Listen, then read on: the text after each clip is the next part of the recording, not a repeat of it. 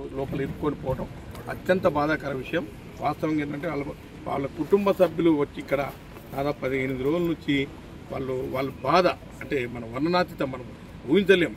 అంటే సడన్గా అయింది కాబట్టి అదే హాస్పిటల్లో ఉండేదన్న ప్రాబ్లం ఉండిపోతేనే ఇంత బాధ ఉండదు.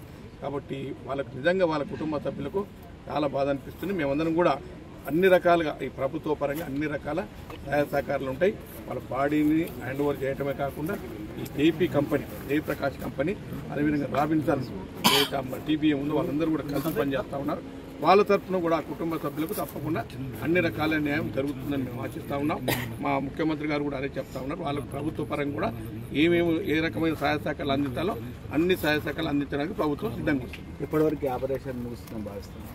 ఈరోజు నాకు 3 అంటే కరెక్ట్ ఇంత టైం అని చెప్పలేము, కానీ ఈరోజు సాయంత్రం వరకు అయ్యే అవకాశాలు మెండుగా ఉన్నాయి. ఎందుకంటే తను సీరియస్గా పనిచేస్తున్నారు. వార్పుట్ బేసెస్ యుద్ధ ప్రాతిపదికన అన్ని జాగ్రత్తలు అన్ని చర్యలు తీసుకుంటా ఉన్నారు. ఈరోజు సాయంత్రం వరకు ఈ రెస్క్యూ ఆపరేషన్ కంప్లీట్ కావచ్చని మేము అనుకుంటా ఉన్నాం. మొదట ఇబ్బందిగా భావించినటువంటి